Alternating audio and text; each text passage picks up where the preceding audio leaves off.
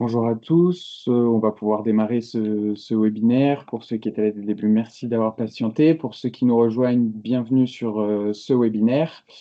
Aujourd'hui, on va parler sécurité des mots de passe.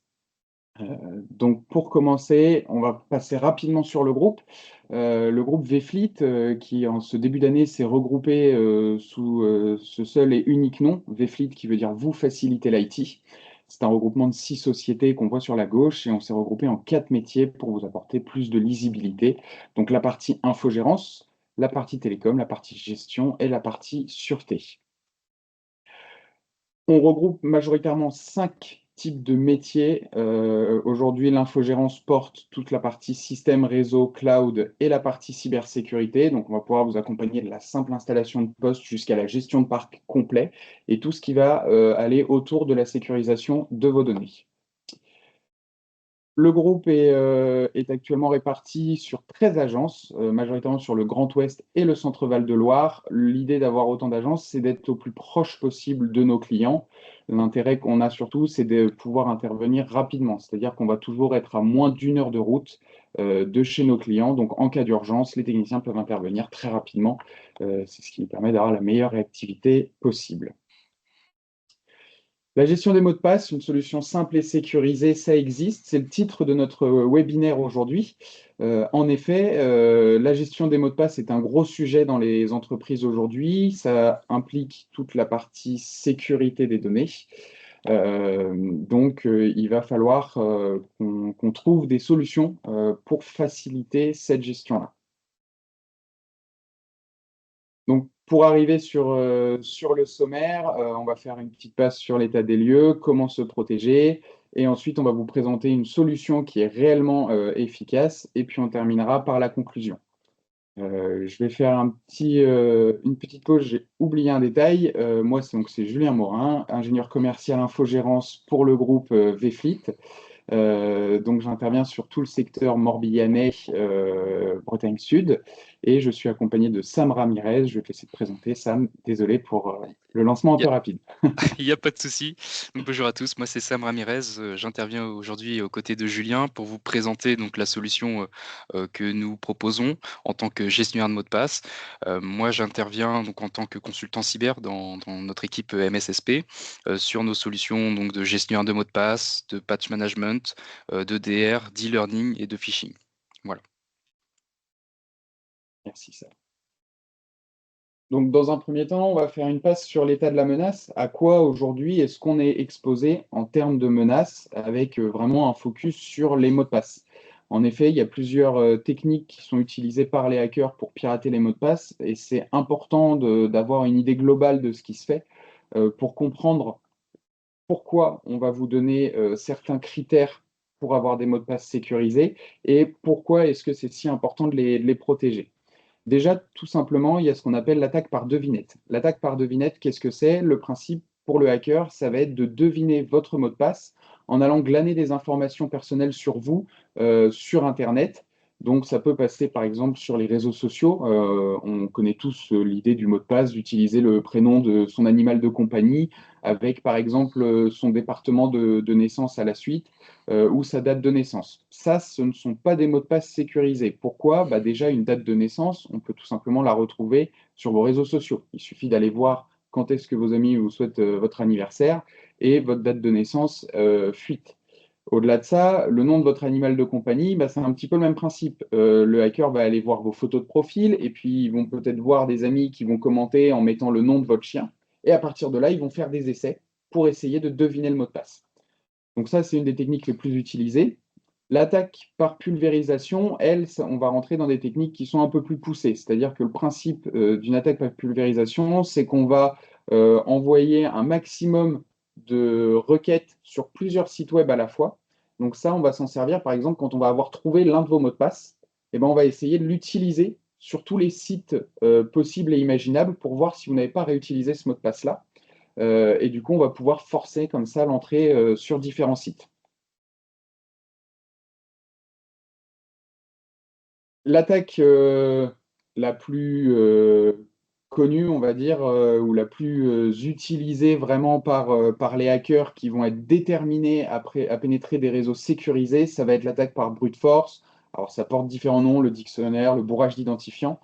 Le principe de cette attaque-là, ça va être d'utiliser soit une base de données référente de mots de passe et de faire tous les tests le plus rapidement possible, ou alors de tester toutes les combinaisons possibles. C'est-à-dire qu'on va dire à la machine, le mot de passe se compose de 10 caractères avec majuscules, minuscules, chiffres, caractères spécial. Et voilà, à partir de là, la machine va faire toutes les combinaisons possibles. On vous a mis 3 tableaux qui sont assez représentatifs de ce que ça représente aujourd'hui, hein, une vitesse de piratage avec cette technique-là. On voit qu'en 2023, donc avec le critère que je vous disais, 10 caractères, minuscules, majuscules, chiffres, caractère spécial, on arrive sur 486 000 ans. 486 000 ans, on pourrait se dire, oui, bah, c'est largement suffisant, personne ne va se battre pour ça, puisque de toute façon, la vie est trop courte. Alors peut-être, mais ce qu'il faut surtout regarder dans ces tableaux-là, c'est qu'on voit que seulement un an plus tard, avec ces mêmes critères, on est passé à 33 000 ans. On a quasiment divisé par plus de 10 le temps de piratage sur les mots de passe. Donc aujourd'hui, ce qu'il faut se dire, c'est que plus on va avancer dans le temps, et plus on va devoir avoir des mots de passe longs, complexes, et qui n'ont aucun rapport avec nous. Alors, on l'a mis en autre exemple, parce que c'est quand même important d'en avoir conscience. Sachez toutefois que ça nécessite quand même des ressources qui sont conséquentes, donc ça ne va pas être la technique la plus utilisée, mais vous en avez largement entendu parler dernièrement, les moteurs d'intelligence artificielle. Ils permettent des puissances de calcul colossales, ils nécessitent aussi des machines avec des puissances de calcul colossales, mais ce qu'on voit clairement, c'est qu'en utilisant ces techniques-là, au jour d'aujourd'hui, le mot de passe de 10 caractères minuscules, majuscules, chiffres et caractères spécial, c'est 1 heure. Et là, 1 heure, techniquement, ça devient beaucoup plus plausible de se faire pirater un mot de passe, surtout quand on voit le niveau financier que peut récupérer un hacker en utilisant ce type d'attaque. Donc voilà, c'est important d'avoir des mots de passe complexes et sécurisés. Donc, à minima, vraiment strict minimum, 12 caractères, minuscules, chiffres, caractères spécial, majuscules. Idéalement, 14 à 16, voire même 18 caractères, c'est l'idéal pour être bien protégé. Ici, on va avoir des attaques où là, on va plutôt jouer sur le côté humain de la personne. L'attaque donc par l'intercepteur ou man in the middle en anglais.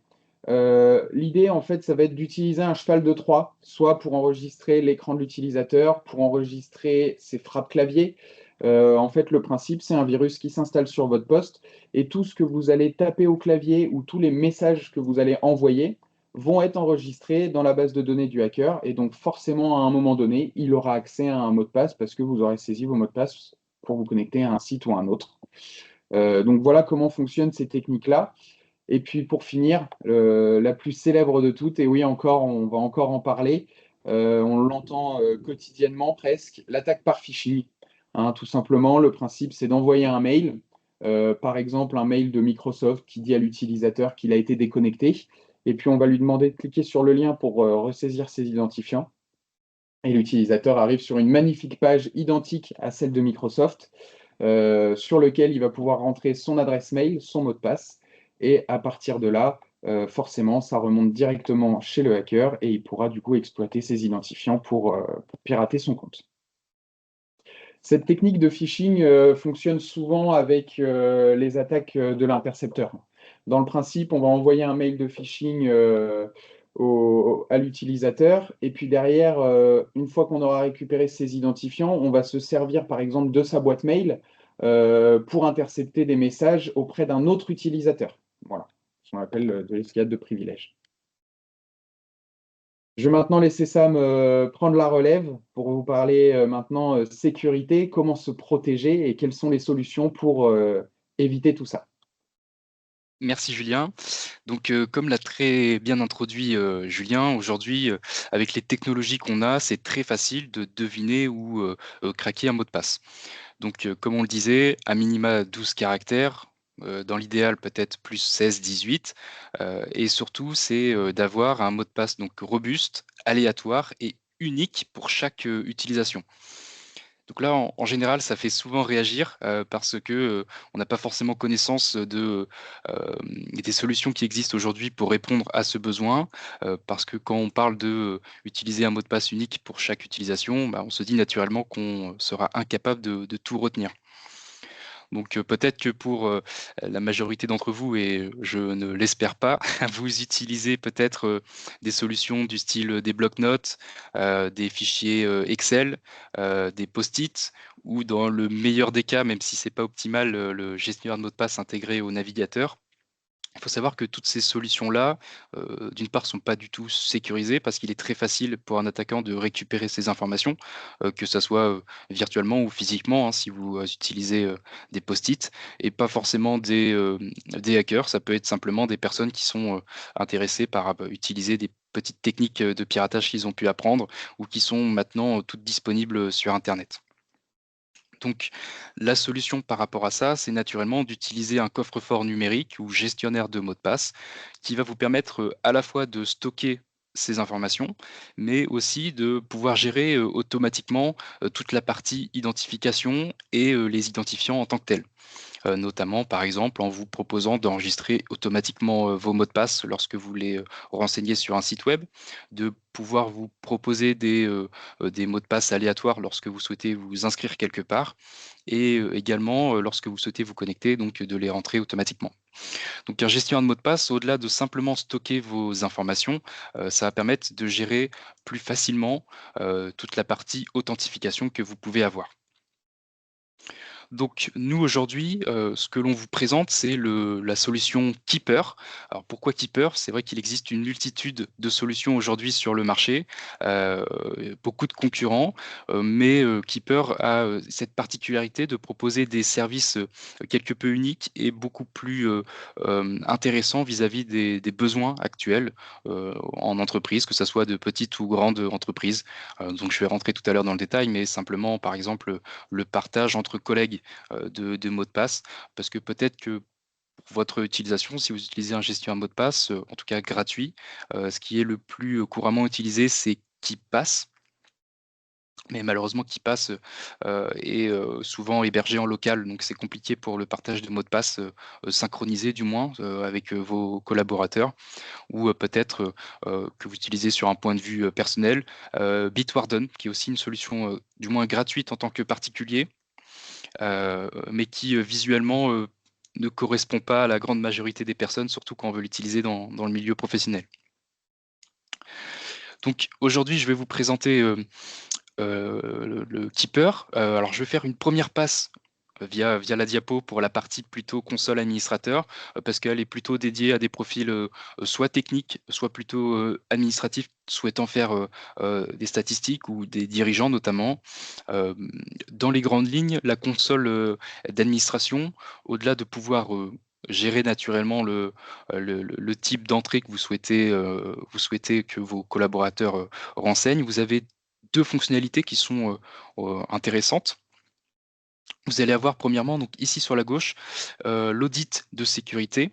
C'est un audit, global, pour l'ensemble de vos collaborateurs, donc normalement vous pouvez les voir affichés ici. Moi naturellement j'ai flouté les noms d'utilisateurs. Donc ici vous pouvez voir donc l'état des mots de passe de vos collaborateurs, savoir s'ils sont faibles, moyens ou forts, s'ils ont déjà été réutilisés plusieurs fois et s'ils sont à usage unique ou non. Donc ça va vous permettre effectivement de pouvoir faire des stats, que vous pouvez naturellement exporter. À savoir que en tant qu'administrateur, vous n'avez, aucun droit, aucun moyen d'accéder et d'interagir avec les mots de passe des collaborateurs. C'est ce côté justement sécurité, zéro trust où, l'idée c'est que, même un administrateur ne peut pas venir interagir sur la base de données d'un utilisateur. Une autre fonctionnalité qui est aussi, présente, sur la console d'administrateur, donc ça va être sur cette partie plutôt à droite, ça va être notamment le fait que l'ensemble des événements qui peuvent se produire sur le gestionnaire de mots de passe, que ça soit, l'ajout d'une entrée, par exemple, ou des modifications d'une entrée, d'un mot de passe, simplement une connexion, un export de la base de données. Tous ces éléments sont logués, donc enregistrés sur la base de données, et vous avez cette possibilité de venir faire des rapports et des alertes automatiques en cas d'action particulière. Donc, si vous voulez vous faire des alertes de sécurité, si jamais un collaborateur exporte les données, vous avez la possibilité de faire ça. Voilà. Donc là, c'était plutôt une passe rapide sur la console administrateur, parce que là, nous, aujourd'hui, ce qui va principalement nous intéresser, ça va être, la console en tant que telle, donc le coffre-fort, de l'utilisateur.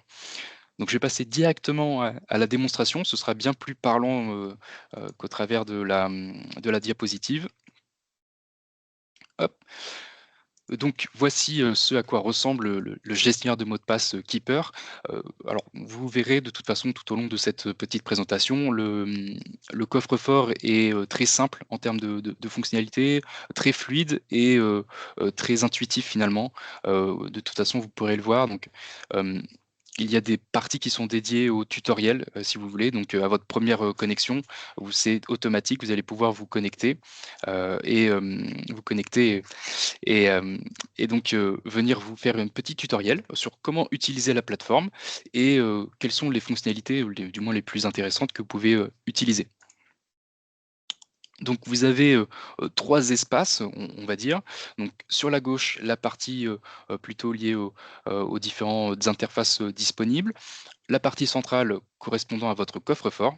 Et donc en haut à droite, mais je finirai là-dessus, sur la partie plutôt paramètres et différentes fonctionnalités que vous pouvez rencontrer. Donc, je vais tout de suite aller sur la partie paramètres, pour, rentrer après dans le coffre-fort parce que ça va être, le plus long. Vous avez donc ce que je vous ai présenté tout à l'heure sur la console d'administration, vous la retrouvez également, sur l'interface de l'utilisateur, donc notamment l'audit de sécurité, où là, vous avez effectivement un audit de sécurité personnelle, à savoir l'état de vos mots de passe, actuels, donc savoir s'ils sont forts, faibles, moyens, si vous l'avez déjà réutilisé, donc là, vous pouvez voir ici les statistiques et puis votre score moyen et les dates de dernière modification. Donc voilà, vous avez, beaucoup d'informations et au besoin, donc si vous constatez effectivement qu'un mot de passe est, assez faible, vous avez la possibilité ici de venir, l'éditer, donc pour corriger finalement cette faiblesse. Donc audit Sam, de sécurité, oui? je t'interromps. J'ai une question d'Alexis qui est une très bonne question. Si l'administrateur n'a pas accès au mot de passe, comment se déroule la transmission des secrets lors du mouvement d'un employé? Oui, tout à fait. Alors ça, c'est une fonctionnalité qui est, alors premièrement à activer, sur la console administration. Et à la première connexion d'un collaborateur, si cette fonctionnalité est activée, il y a un consentement qui doit être validé par l'utilisateur, à savoir donc justement cette migration de mots de passe, si à l'avenir, effectivement, le collaborateur est amené à quitter les effectifs.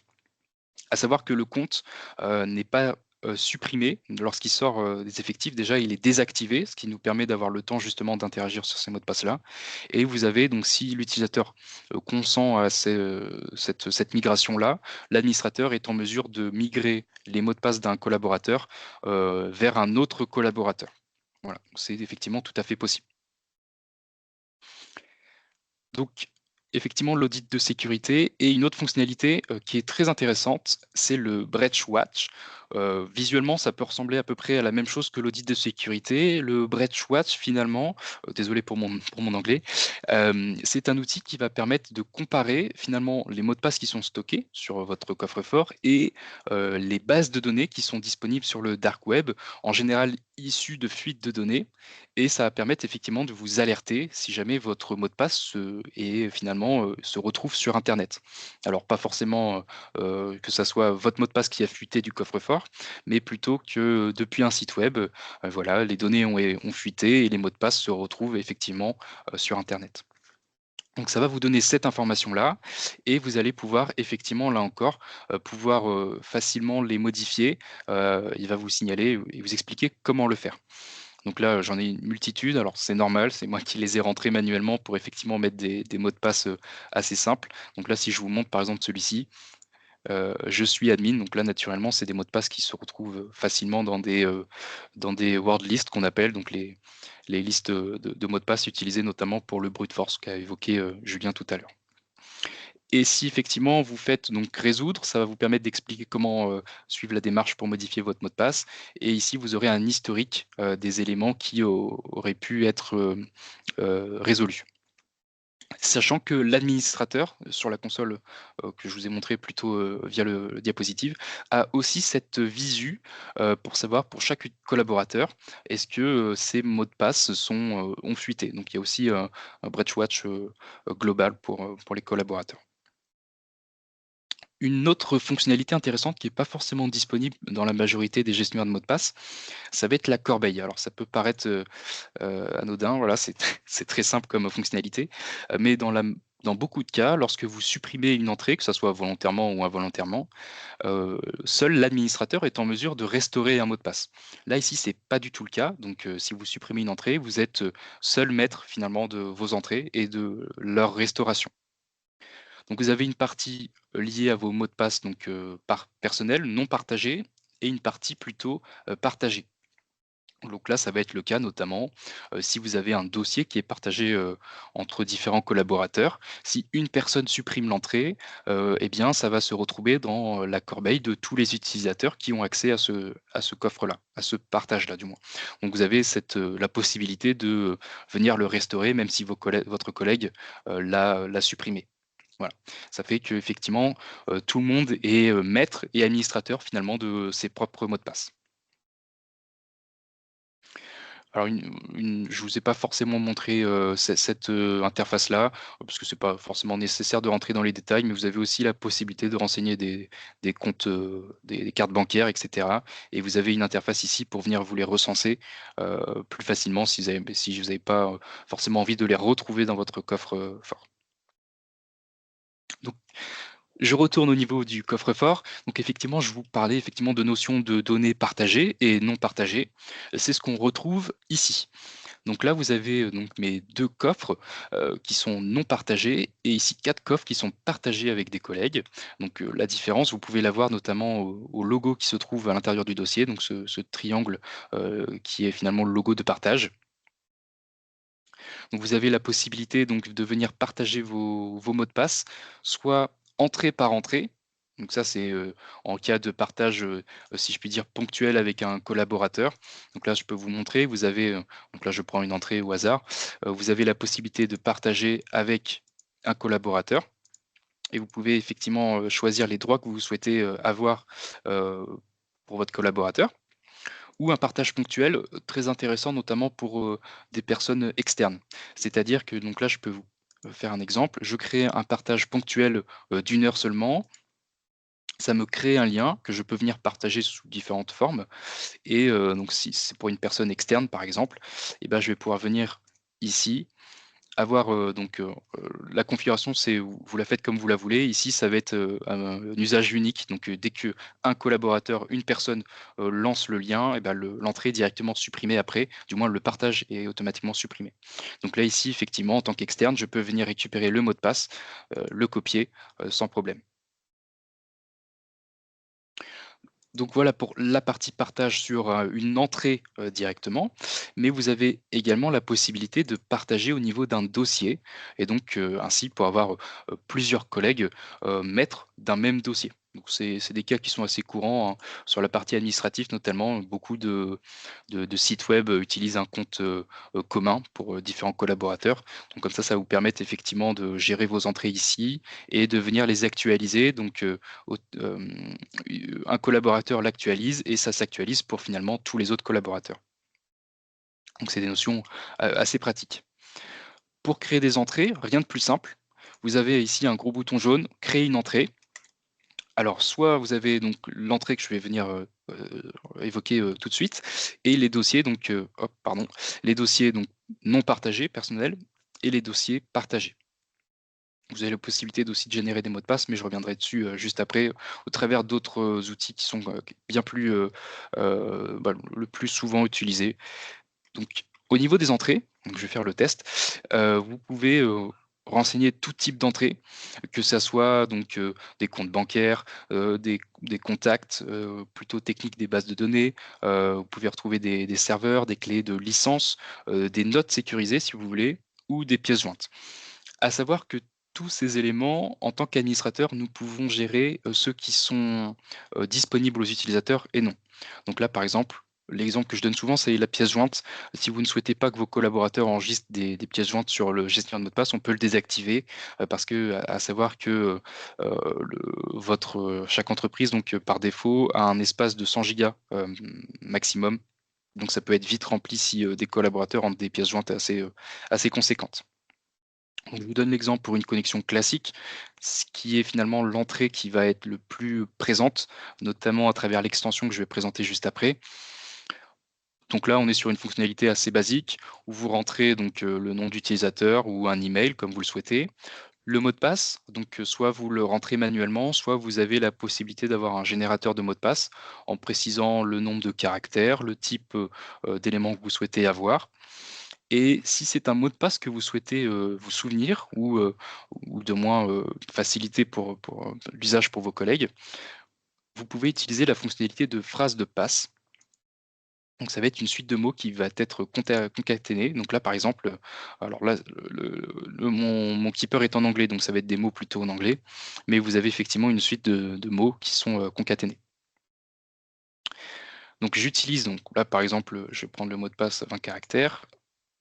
Il va automatiquement me le renseigner, je rentre l'URL et puis après derrière vous avez la possibilité d'ajouter plusieurs entrées, que ça soit des pièces jointes, des champs personnalisés, donc par exemple du texte, si vous voulez rajouter du texte au-delà des remarques, l'autodestruction qui peut être, intéressant et ce qui est souvent, qui va être très pratique là en l'occurrence, ça va être le code à 2 facteurs. Le code à 2 facteurs, vous avez différentes manières de le rentrer. Soit vous rentrez, le token qui vous a été, donné, soit vous pouvez, scanner le QR code. À savoir que cette fonctionnalité n'est présente uniquement avec, l'application, le client lourd, donc à télécharger directement sur le poste de travail, parce que je reviendrai juste après, mais effectivement le coffre-fort, donc là j'utilise en web, mais il est aussi disponible en tant que client lourd et en tant que client mobile. Voilà. Et sinon, vous pouvez télécharger les QR codes. Donc là, par exemple, j'en ai un normalement, hop, que j'avais gardé. Donc là, c'est un QR code.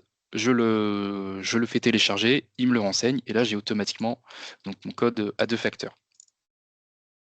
Hop, donc là, je peux faire enregistrer, il va l'enregistrer, et je peux venir effectivement copier les entrées au besoin. L'interface est très modulable et donc là, je peux vous montrer justement, si vous ne souhaitez pas que votre entrée apparaisse ici, alors déjà au niveau de la création, vous pouvez préalablement sélectionner le dossier qui vous intéresse, mais après vous avez cette possibilité de déplacer vos entrées comme vous le souhaitez. Donc là, par exemple, je peux le déplacer ici sans problème, déplacer ou créer un raccourci comme vous pouvez le voir.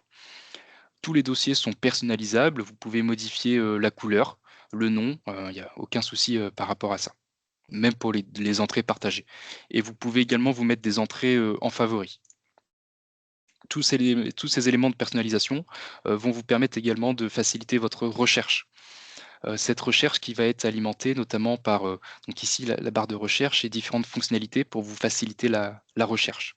Donc par exemple, vous pouvez filtrer avec le type d'entrée que vous avez renseigné, les dates de modification, les partages, ça peut être très intéressant quand vous avez beaucoup d'entrées. Donc là, par exemple, je veux partager afficher du moins seulement les entrées qui sont partagées. Donc là, c'est vrai que j'avais pas partagé avec des collaborateurs, donc il y aura pas encore, je me suis pas partagé avec un autre compte, donc ce sera pas possible. C'est les entrées partagées, donc là notamment les dossiers et non partagés correspondant plutôt, à mon utilisation personnelle. Vous pouvez aussi filtrer sur les codes à 2 facteurs et ici justement les favoris. Autre fonctionnalité intéressante, la barre de recherche. Alors ça peut paraître aussi, tout simple, mais beaucoup de gestionnaires de mots de passe n'ont pas non plus cette fonctionnalité.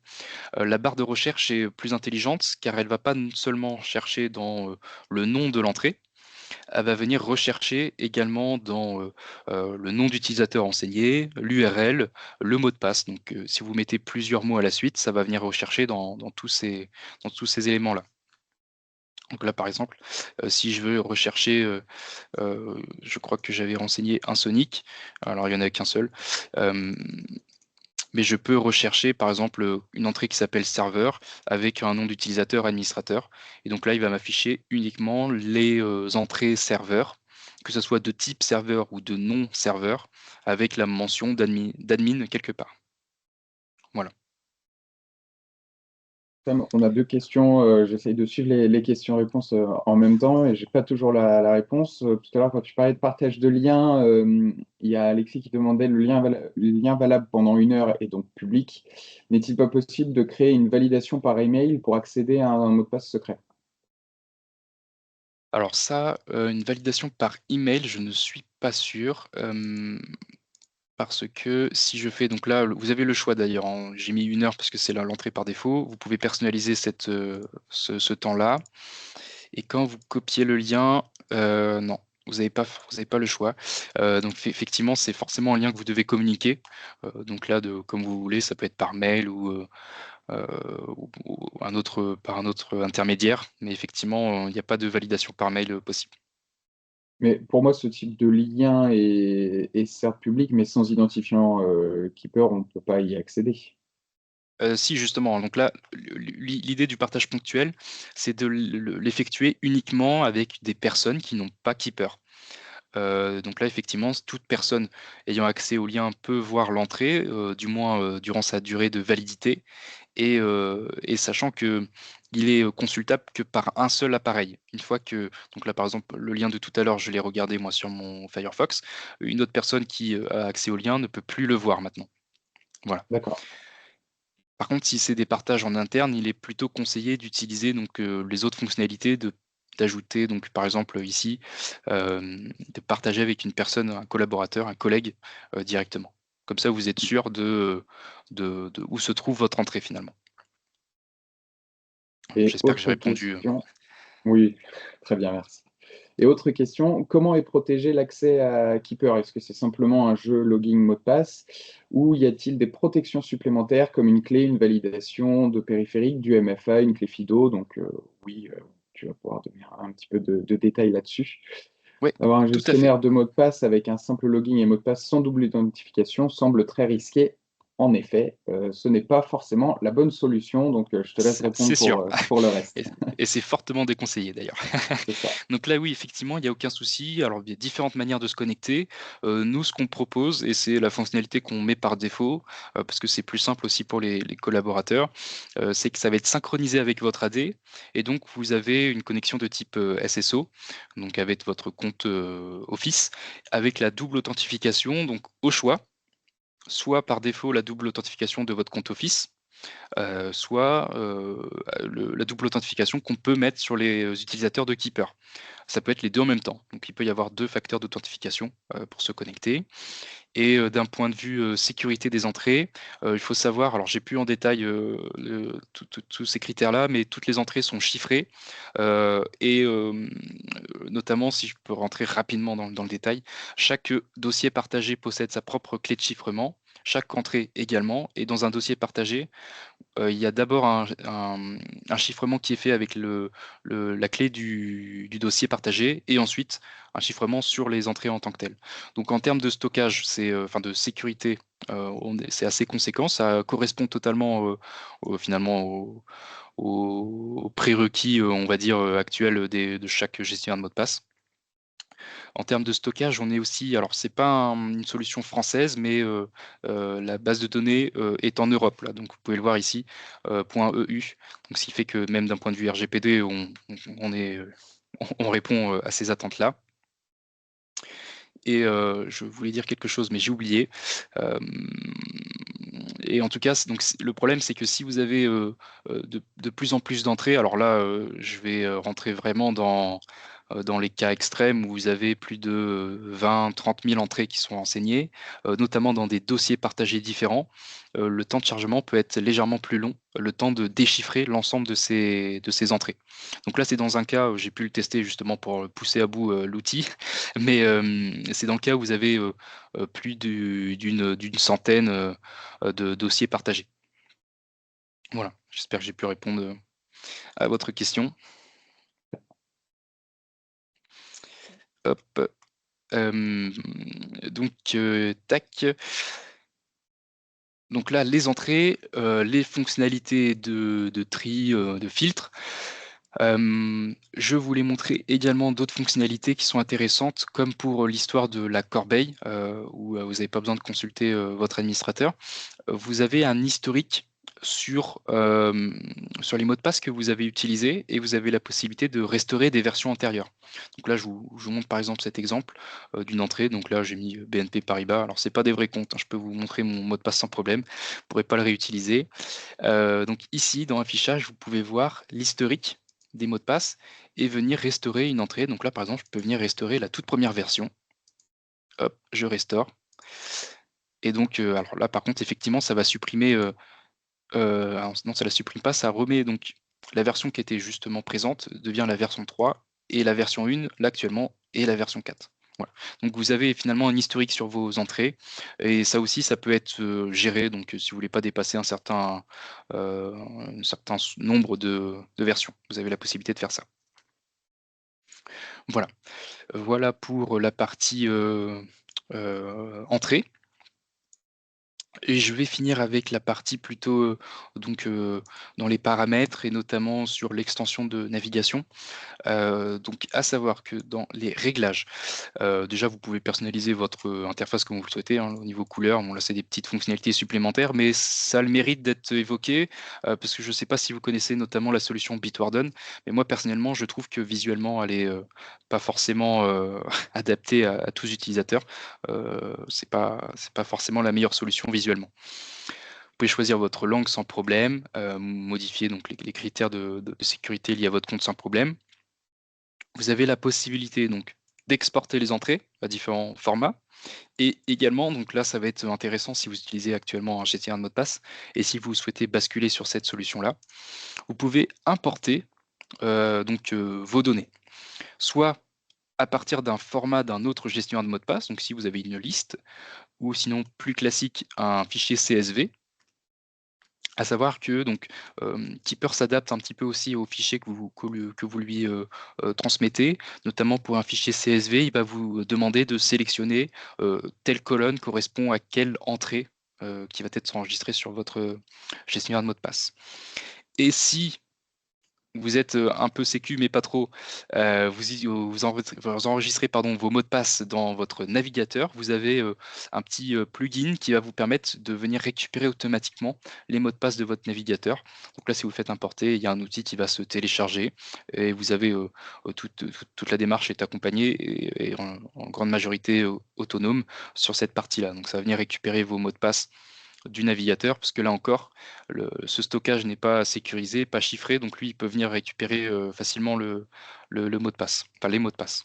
Donc là, effectivement, encore pour faire un rappel par rapport à ce qu'a dit Julien tout à l'heure, effectivement, donc là, c'est plutôt pour un usage légitime de migration des données, mais n'importe quelle autre personne peut utiliser un outil similaire pour exporter les mots de passe du navigateur. Donc voilà. Et d'autres fonctionnalités qui vont vous permettre effectivement de vous faciliter votre usage d'authentification, ça va être l'extension de navigation qui va pouvoir se retrouver sur les les navigateurs les plus utilisés, Chrome, Firefox, Edge, Safari, etc. Donc ici, vous avez un raccourci pour venir l'installer automatiquement. Il va vous rediriger vers le web, le store de Firefox. Et également, donc là, c'est une autre appli plutôt lourd, pour client lourd, Keeperfill. Ça va vous permettre de renseigner automatiquement vos identifiants sur des logiciels que vous avez sur votre PC. Parce que là, l'extension est plutôt dédiée aux utilisations web. Vous avez aussi un outil pour les utilisations plutôt applicatives sur votre poste. Une fois qu'il est installé, donc vous pouvez voir ici l'extension de navigation qui d'ailleurs vous permet effectivement de vous connecter au coffre-fort au besoin. Et ici, vous avez l'ensemble de vos entrées. Et fonctionnalité intéressante, ça va être justement le fait de pouvoir entrer automatiquement vos entrées, enfin vos identifiants.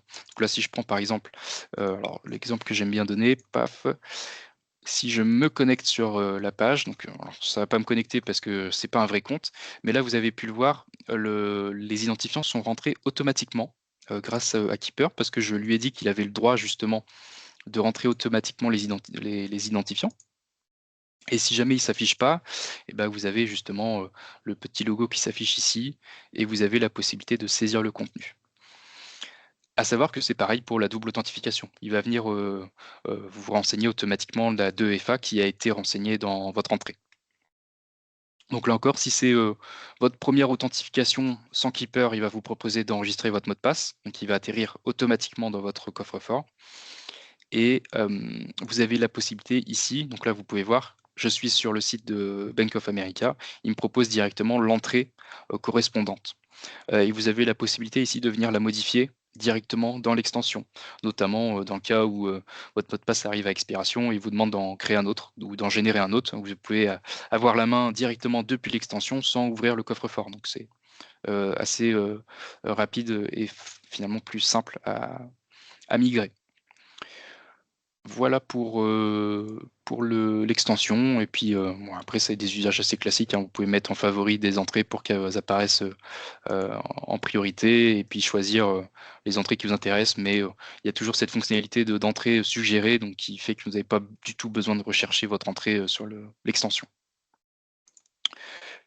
Et dernière fonctionnalité, alors je vais rapidement venir dessus, mais vous avez cette possibilité d'utiliser le coffre en mode hors ligne. Donc si jamais vous êtes... alors ça, c'est notre cas, nous, en tout cas, qu'on peut avoir en interne, c'est pour nos profils techniques qui vont sur le terrain ou dans des lieux qui n'ont pas forcément accès au réseau. Vous pouvez utiliser le coffre en mode hors ligne. Et donc, tant que vous ne faites pas de refresh de la page, ça stocke euh, temporairement, de manière chiffrée, vos entrées dans le cache. Et donc, vous pouvez venir les utiliser, les modifier. Et la modification se fera dès la reconnexion dès le retour à un accès Internet. Voilà donc pour cette solution de Keeper. Je ne sais pas s'il y a des questions, sinon je vais laisser Julien reprendre la main sur la présentation. Moi, je vais passer sur la conclusion et puis on prendra le temps de répondre à toutes les questions comme ça après s'il y a d'autres questions. Hop. Donc pour terminer hein, ce webinaire, donc merci à tous d'avoir suivi. Merci pour les premières questions qui ont été posées au cours de ce webinaire. C'est toujours un plaisir pour nous de répondre aux questions parce que ça rend les webinaires beaucoup plus vivants et plus interactifs. Donc c'est une très bonne chose. Au-delà de ça, il y a au niveau du mode de fonctionnement de Keeper deux types de licences. Les licences Enterprise, Enterprise Plus, qui correspondent en fait à des degrés de fonctionnalité hein, par rapport aux besoins de votre entreprise. Donc pour savoir quelle est la meilleure solution, je vous invite à vous rapprocher des personnes référentes commerciales et techniques sur votre secteur. Et puis, petit cadeau qui est fait aujourd'hui pour ce nouveau partenariat de VFleet avec Keeper.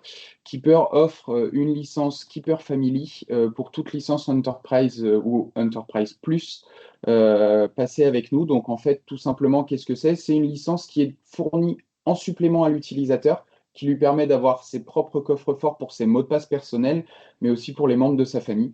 C'est un petit avantage qui peut être apprécié et qui permet aussi à l'utilisateur de s'impliquer dans l'utilisation de cet outil au niveau de l'entreprise, mais aussi bien au niveau personnel, puisqu'on sait que les hackers n'hésitent pas à se servir de l'un ou de l'autre pour pouvoir pénétrer dans l'un ou dans l'autre, hein. Dans le principe, un hacker va peut-être envoyer un mail de phishing dans le but d'atteindre une boîte professionnelle par le biais d'une boîte personnelle parce qu'il sait que l'utilisateur le consulte au travail, par exemple. Donc voilà, d'où l'importance d'avoir cette sécurité des deux côtés. Maintenant, on a tout le temps de répondre à vos questions. S'il y a d'autres questions qui restent, allez-y, on est là pour y répondre et on se fera un plaisir d'y répondre. Je vois notamment des questions par rapport donc si Keeper est compatible avec le Touch ID ou pour Mac ou Windows Hello. Alors ça tout à fait, c'est possible. C'est à paramétrer là également sur la console plutôt administrateur. Alors moi je l'ai pas utilisé justement en interne puisqu'on utilise justement l'authentification SSO, mais oui c'est possible tout à fait de l'utiliser, même pour si vous utilisez l'application mobile. Vous avez la possibilité de le déverrouiller avec votre empreinte, etc. Et pour venir justement via le SSO et les attaques de phishing, alors alors c'est pas forcément possible. Notamment, alors ça dépend aussi de comment est configuré votre AD naturellement. Et parce que si vous n'avez pas de double authentification, bah là effectivement ça va être compliqué parce que une personne qui se fait avoir, qui donne son mot de passe à un attaquant, s'il n'y a pas de double authentification, bah là effectivement il peut se connecter au coffre si c'est de type connexion SSO. Euh, Cependant, il y a une fonctionnalité qui est aussi disponible sur Keeper par rapport à ça, si vous n'avez pas notamment de double authentification. On peut mettre justement cette double authentification sur Keeper directement, mais il y a aussi ce principe de, comment on appelle ça? De zone non connue. Donc notamment si vous vous connectez pour la première fois depuis une nouvelle adresse IP, eh bien il y a une demande qui est faite, pour vous. Donc c'est soit vous avez le choix justement, soit le mail est envoyé à l'administrateur pour, approuver votre connexion, ou soit cet accord doit être fait à partir d'un autre appareil qui s'est déjà connecté au coffre-fort. Donc, quoi qu'il arrive, il y a de la sécurité supplémentaire, donc, bien qu'un utilisateur, ait, donné son mot de passe, heu, alors là encore, il faut le configurer, mais il y a pas de souci par rapport à ça. Mais, donc, ça rend finalement l'accès au gestionnaire de mot de passe, coffre-fort, impossible pour un attaquant, même si, il a le mot de passe. Et là après, bah, si par contre, dans un cas, le cas le moins probable et assez extrême, c'est qu'un attaquant, effectivement récupère le mot de passe et se connecte à partir du poste sous la même IP en entreprise par exemple, que le collaborateur, bah, là effectivement, là c'est un peu plus compliqué. Ouais, la question de Renaud, quel est votre modèle économique? Alors, je pense que vous entendez par là le type de... Alors, comment fonctionne l'abonnement aux licences et quel accompagnement on propose par rapport à ça? Donc, c'est une redevance mensuelle qui est prévue. Donc, c'est au format d'un contrat. Vous choisissez une durée d'engagement avec le référent sur votre secteur. Et derrière, nous, on a une petite partie de service managé où, en fait, on assure le bon fonctionnement du coffre-fort numérique. Et si vous avez un contrat d'infogérance, on vous accompagne également sur le bon maintien de celui-ci et on peut résoudre des problématiques ou vous ajouter des paramétrages dont vous pourriez avoir besoin si vous n'êtes pas autonome sur cette partie-là. Voilà, mais sinon, dans le principe, c'est un format de contrat, tout ce qui est de plus basique et comme ce qui se fait beaucoup aujourd'hui. J'espère avoir bien répondu à la question.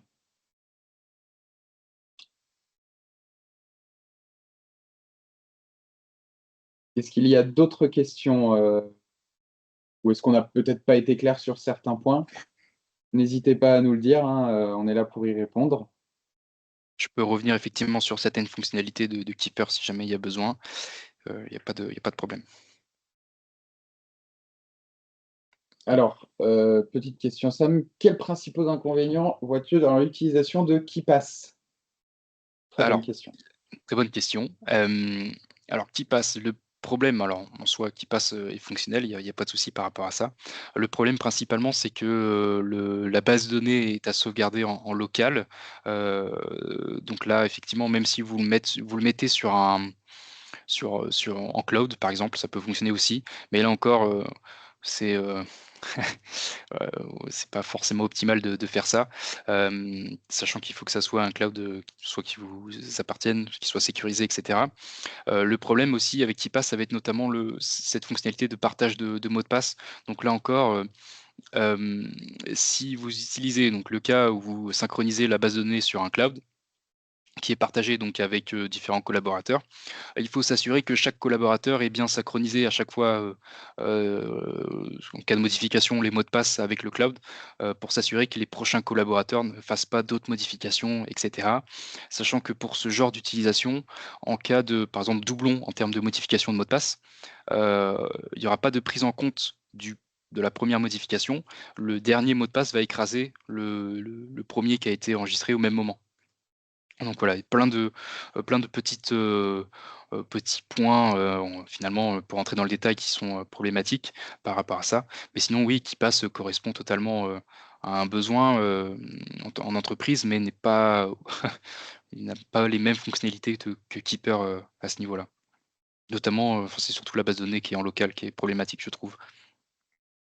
Puis moi, je rajouterais un petit complément, mais plutôt en tant qu'utilisateur. Je trouve l'interface et en termes de simplicité, d'utilisation, Keeper beaucoup plus confortable que, la solution qui passe. Le fait de pouvoir y avoir accès depuis n'importe quel appareil, n'importe où, n'importe quand, c'est quand même beaucoup plus simple et puis c'est très graphique. Il y a pas besoin d'avoir de connaissances ou forcément de compétences. Même un utilisateur totalement novice, qui va essayer de se pencher sur la question 5 petites minutes, il sera parfaitement en mesure de l'utiliser très simplement et très facilement. Et ça, moi, c'est le gros point positif que je trouve à Keeper. Et puis si je peux alors rentrer dans ce détail plutôt ressenti utilisateur, va y avoir aussi le fait que ça soit donc pas une solution SaaS, mais on-premise, par exemple, le fait de rentrer les mots de passe sur un navigateur. Il y a des extensions qui sont disponibles, mais quelquefois ces extensions sont un petit peu, bah, c'est pas officiel, ça appartient pas forcément à qui passe. C'est des personnes, qui ont développé ces outils-là. Donc là encore, on augmente cette zone de risque qu'on peut rencontrer, en utilisant, ce gestionnaire de mot de passe. Et aussi, il faut s'assurer que chaque collaborateur mette bien à jour son gestionnaire de mot de passe, parce que vous pouvez le voir aussi, hein, des failles de sécurité, on peut en retrouver sur KeePass. Donc naturellement, l'éditeur propose des patchs, mais là encore, il faut s'assurer que l'utilisateur applique bien ces patchs-là. L'intérêt justement d'utiliser Keeper, du moins en web, c'est que vous n'avez pas besoin de vous tracasser vis-à-vis de ces mises à jour-là.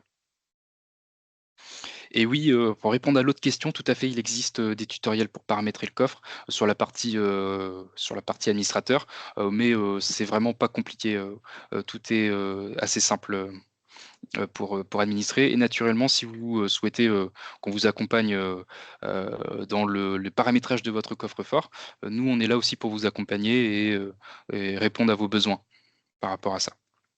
On propose aussi du transfert de compétences. Alors, je vois sur nos dessinateurs de PowerPoint, si vous voulez récupérer la présentation, d'ici quelques jours, tous nos webinaires en fait, sont publiés sur notre chaîne YouTube et vous pouvez du coup revoir la présentation avec nos commentaires en intégrale et puis ce qui avait été posé comme question durant la présentation. Je vois Pour... une autre ouais. Vas-y, Je vas-y. excuse-moi, je vois Non, une autre non, très bien. question, la différence entre la licence Enterprise et Enterprise Plus. Heu, la différence, ça va être surtout 3 fonctionnalités. Déjà, premièrement, en termes de stockage, par défaut, vous avez 100 gigas de stockage. Avec l'Enterprise Plus, vous avez 1 téra de stockage. Alors pour un gestionnaire de mot de passe, c'est pas forcément, intéressant parce que c'est les mots de passe, c'est pas très lourd, mais c'est si vous souhaitez effectivement stocker, des pièces jointes, des photos et cetera, ça peut être intéressant. Donc ça, c'est la première fonctionnalité. 2e fonctionnalité, ça va être, ce que je vous ai montré sur la partie, administrateur. Les rapports et alertes, personnalisés en suivant les événements qui peuvent se produire. Ça, c'est disponible uniquement avec, le Enterprise Plus. Sinon, par défaut, c'est des alertes classiques, mais vous n'avez pas la possibilité de vous l'envoyer par mail. Et puis sinon, vous avez, la troisième fonctionnalité, qui va être plutôt, par rapport au Breach Watch, qui n'est disponible que sur l'Enterprise Plus. Voilà. Sinon, par défaut, vous avez simplement l'audit de sécurité. Voilà pour les 3 principales différences, entre les deux licences. Et oui, Sébastien, il y a possibilité de gérer la partie pro perso puisque à l'occasion du partenariat avec, Vfleet, Keeper offre, une licence, family pour chaque utilisateur. C'est-à-dire que chaque utilisateur va pouvoir créer son coffre-fort professionnel, donc qui sera géré et administré par l'entreprise. Et en parallèle, il pourra créer son coffre-fort personnel. Et grâce à la licence Family, il a même le droit à 5 coffres-forts personnels. Alors le but, c'est pas d'en utiliser 5 pour lui-même, mais plutôt de pouvoir partager aux autres membres de sa famille, dans le but d'avoir une démarche en fait de groupe, on va dire, une synergie de personnes qui incitent à utiliser ce genre de système pour augmenter le niveau de sécurité générale. Voilà. Donc oui, c'est tout à fait possible. Il y a une application mobile qui existe, une application client lourd sur le poste, mais aussi l'accès en version web, si vraiment on veut aller au plus facile et sans s'embêter avec des applications. Pareil, hein, Ouais. sur les téléphones, pour ceux qui utilisent des Apple ou des, alors je vais faire le parallèle avec Samsung parce que c'est ce que j'ai, mais c'est valable pour tous les téléphones Android. Pour ceux qui utilisent la saisie automatique qui est native sur le téléphone et que vous voulez remplacer par la solution Keeper, c'est tout à fait possible, hein. Keeper vous proposera d'importer les mots de passe enregistrés dans le téléphone et l'avantage, c'est que vous les retrouverez aussi sur votre poste. Donc, quand vous allez enregistrer un mot de passe sur votre téléphone, vous y aurez accès depuis votre PC aussi et inversement. Donc ça, c'est un des avantages également.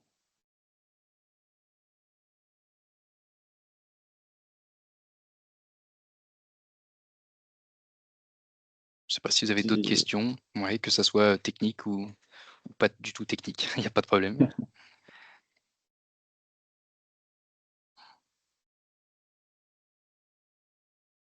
Bon, eh bien, visiblement, il n'y a plus de questions. Eh bien, merci à vous également. Merci à tous pour votre participation. Merci pour toutes vos questions. Si vous voulez aller plus loin dans la réflexion, on vous invite à vous rapprocher du commercial référent sur votre secteur. Vous pouvez aussi demander à avoir un rendez-vous avec un membre de l'équipe technique cybersécurité pour pouvoir creuser le sujet de la gestion et de l'accompagnement et voir jusqu'où vous pouvez aller avec cette solution. Je vous souhaite une très bonne journée à tous. Merci pour votre attention. À bientôt. Merci beaucoup, bonne journée.